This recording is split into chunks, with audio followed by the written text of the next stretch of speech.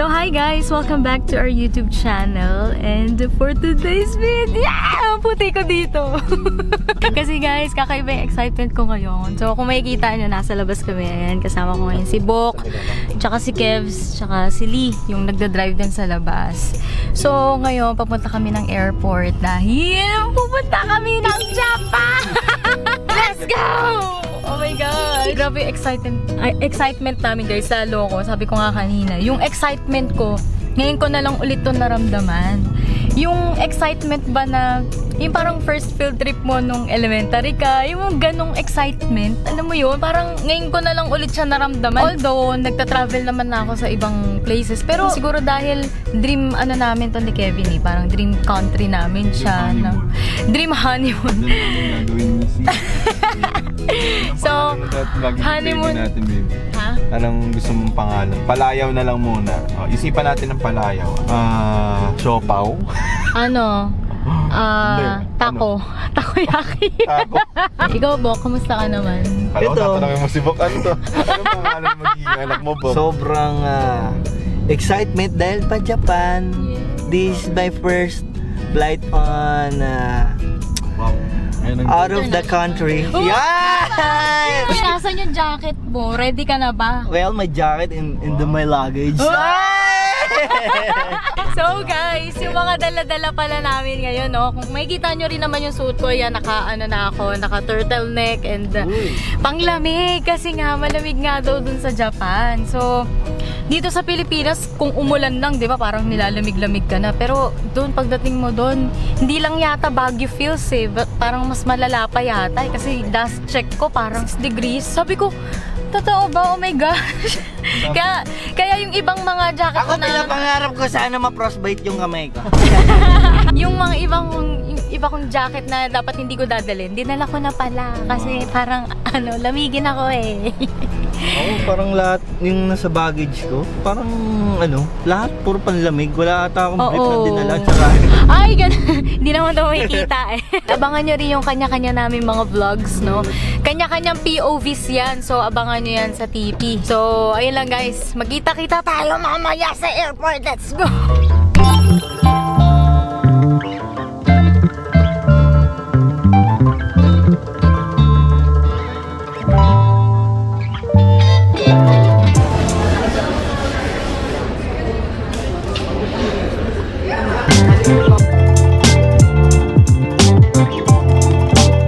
Ito na po ang aming airplane.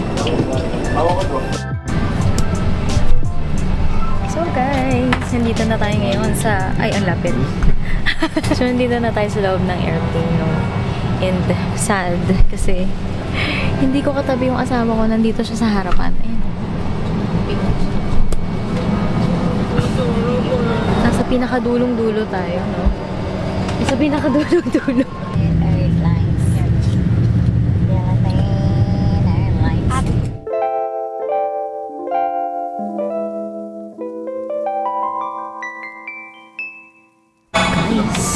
Pagkayo po na lang muna.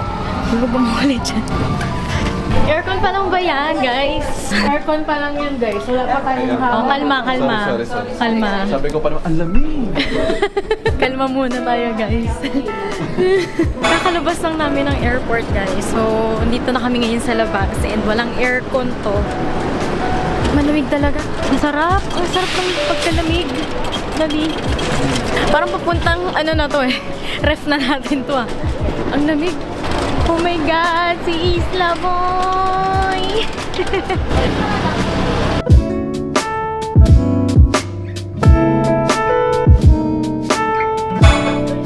Go B, parang may gold sa loob ba? Yeah. Yung ba yan? Pag na Yung na-unlock. B, ano na? Ano na? Team Hermos. much later. Na-open na. Galing, boy. Ang mahiwagang. Ayun, taray naman ang susi. Ganyan ka laki yung susi, B. Ang taray naman ang susi. Camera ko. Sa camera mo? So guys, nandito na kami ngayon sa aming Airbnb and ang cute. Ang cute niya, ang ganda. Sobrang cozy. Maliit lang siya pero sobrang cozy. Alam mo yung parang nandito na lahat. Ayun oh. Tapos ito yung kusina. Pwede naman siguro ano. Ayun yung mga gamit pala yun. Yan. Yun, pwedeng makapagprito ng itlog. Ayan. So, meron ding ref. Oh. Tapos, ito yung waste nila. Oh, burnable. Recyclable plastic. Tsaka yung mga glass bottles. So, ito, may freezer. Tapos, ito ang aming room. Wow, baby, ang cute! Ang cute! Ang cute sobra! May mini, ano pa, oh. Oh. Mini living room. Ito yung kama. I think this one is queen. Queen size. Then, ito ay... Tapos ito, meron silang mini closet. Pwedeng extra bed. May vacuum. Tapos, pakita ko sa inyo yung aming CR. Hindi natin maintindihan to. Paano to? Lagay ng shoes dito. Nice naman. Ato, galing.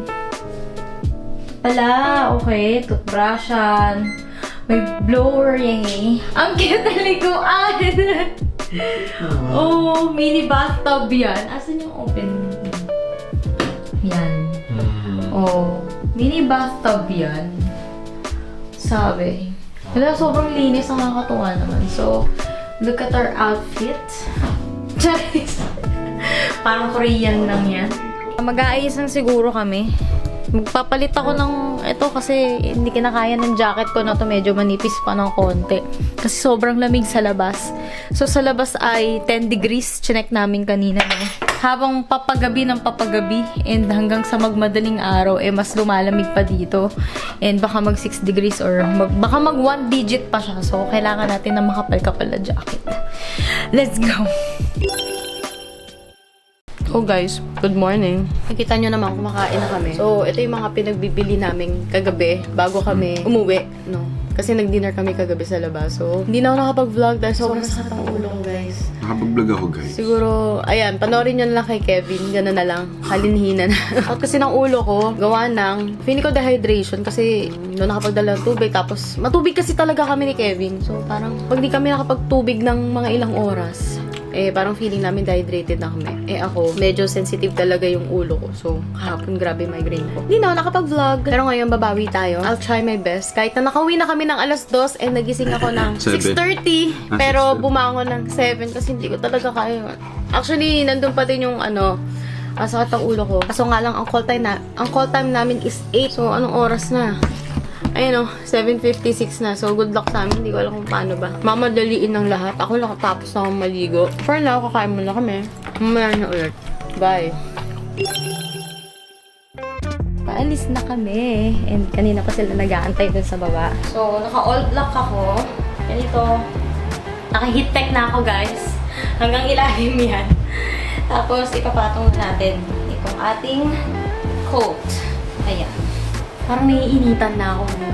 Pero pag pumunta sa labas, mangingisay tayo. So, yan. Ganyan. Woo! Tapatan ah. Bumili muna kami ng water from the vending machine. So, sana makuhanan ng mga people.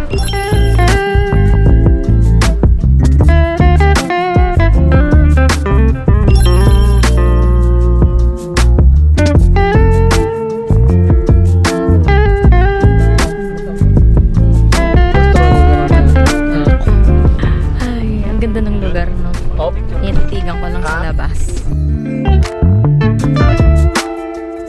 Okay, so guys, nandito na kami ngayon sa Kyoto. Kyoto ang tawag sa lugar na to. And bumaba na rin kami. And first stop, kakain muna kasi gutom na kami. So, ang time check, it's 11:50. Yan, 11:50 in the morning. And hindi pa kami kumakain ng lunch. Pero nakapag-breakfast naman. Pero konti lang konti lang yung naipasok ko sa aking lamang loob. Check natin dito guys yung kanilang mga pagkain and kung pasado ba sa kanila. I mean sa akin. Sa atin yung ating mga kakainin later.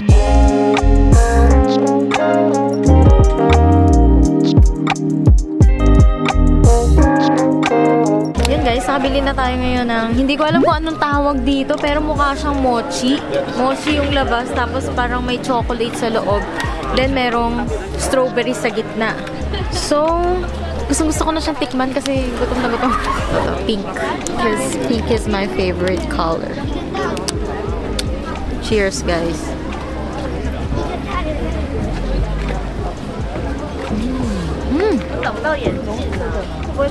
Ay, hindi pa yan sa chocolate. Ano siya? Alam mo yung sa hopya, yung nasa loob. Tapos mochi sa labas. Tapos may konting asim ng strawberry. Sarap. Lagi ang ganda ng combination na. Sa lambot. Ganyan siya. Patikim natin sa asawa ko. Game. Wala, hindi na nakapagsalita. Last na. Last bite. Ano, kamusta? Wait lang. Sarap niya. Tara, bili pa tayo.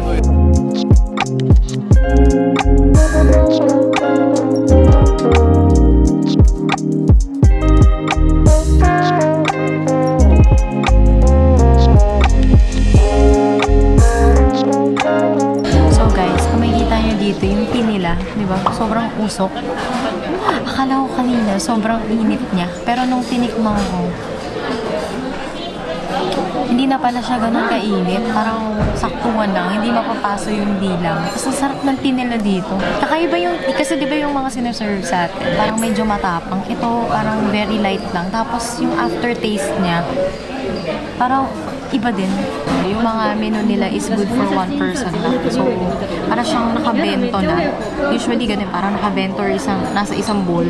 And good for one person lang yun. And yung serving nila, ang dami sobra. Parang kagabi hindi ko nga naubos kasi sobrang dami. Parang ang dami talagang beef, ganun. So, sulit na sulit yung babayaran nyo dito. 2,000, 3,000 yen. Convert na lang natin yan, no? Kung medyo pricey man siya, masasabi kong sulit na sulit kasi ang dami, tsaka masarap siya.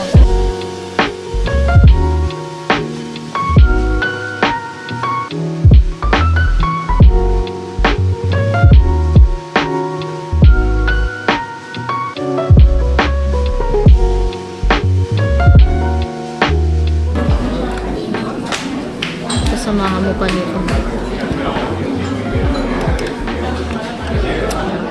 Ito ay beans. Ano kaya itong katabi? Matamis. Matamis. Parang hindi sobrang tamis. Miso soup. Miso soup na. Kakaiba yung laman ng miso soup dito. May laman. Kita kaya to. May ano. Tapos pwede mong takpan. Para hindi siya lumamig agad. Ito talaga yung dahilan kung ba't kami nag-gym. Para makakain na marami sa Japan.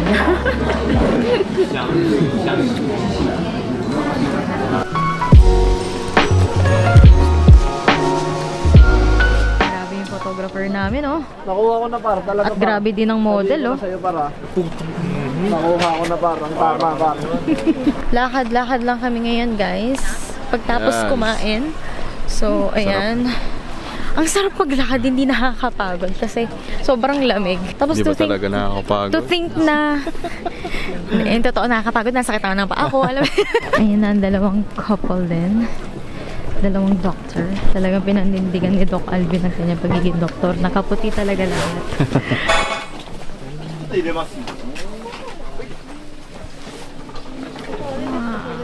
So guys, mas mura pala dito ang mga jacket kapag tag-init sa kanila. And baliktad naman, ganun naman din kapag taglamig. Ang mahal is yung mga bonnet din. So, bago pa magtaglamig, dapat meron ka nang nakareding mga damit or nakapamili ka na. Kasi kung bibili ka rin sa mismong taglamig, Manamig. mahal. Yon. Sana nagigets na yung sinasabi ko, no? Pero isa yun sa mga tips na binigay sa amin ni Kuya kagabi.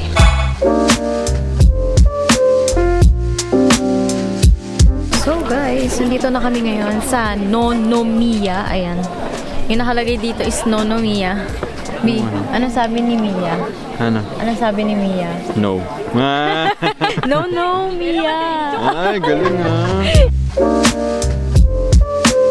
So, ito na po yun, Lost in Japan. Hinanap na namin sila, Doc. Wala na rin, di na rin namin makita. So guys, we're back. And hindi kami naligaw. So, saan na tayo next? Nara? Nara? Not sure.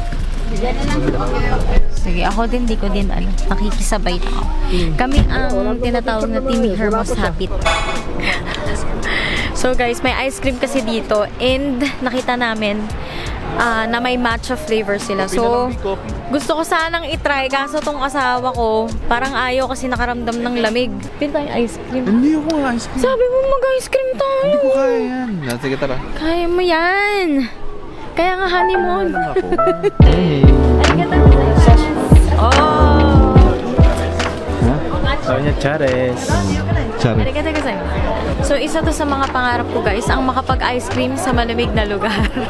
Ito na ang pera, ibinibigay ko na sa iyo ang 100 yen and 500. So, 600 yen to. Saan ko awakan? Wala rin ako pwes. So guys, hindi ko na na-videohan kanina yung pagkain ko, pero ito i-review ko na. Kung sa lasa ng matcha, parang ano lang siya, parang 30% lasa ng matcha. Hindi ko masyadong malasahin yung matcha. Ito honest review lang naman, pero masarap naman siya, pero hindi siya super lasang matcha. Pero kasi ang matcha halos wala naman lasa, diba? Pero yung para siyang may aftertaste, yun, dun mo malalasahin yung matcha. For me pero hindi ko lang alam kung ganun talaga yun. Pero masarap siya, goods na rin. And natupad yung pangarap kong kumain ng ice cream sa malamig na lugar. Yun lang, masaya na ako. So yun guys, may nagpa-picture pala sa amin and sobrang nakakataba ng puso and hindi ko in-expect na may mga ganun tao. Kasi naiyak siya sa harapan namin. Parang naluha talaga siya sa amin ni Kevin nung nagpa-picture siya kanina na sobrang thankful daw niya. Dahil isa daw kami sa mga nakatulong sa kanya sa pagpapagaling niya ng sakit niya na cancer. So, pero happy naman ako na isa na siyang survivor. And ayun na nga, dito na nakakapag-tour na si nanay. Pero hindi ko alam kung anong name niya. Hindi ko na na-i-vlog. Kasi naka-off cam ako kanina. Nagpapapicture sila. Di ba, Bino? Sobrang nakaka-touch yung sinabi ni nanay kanina, no? Ayun guys, sobrang thankful din kami. Syempre, wala naman din kami dito kung hindi dahil sa inyo. Kaya, super thank you sa support na binibigay niyo sa amin. And, syempre, dahil sa inyo, magpapatuloy pa kami. And, magpupursige pa kaming mag-vlog para sa inyo. Diba? Para may share namin yung buhay namin sa inyo. And, kung ano yung pwede naming maitulong sa inyo. Wala na akong masabi. Pero, ayan, ubusin ko na nga itong ice cream. Hindi ko maubos yung ice cream.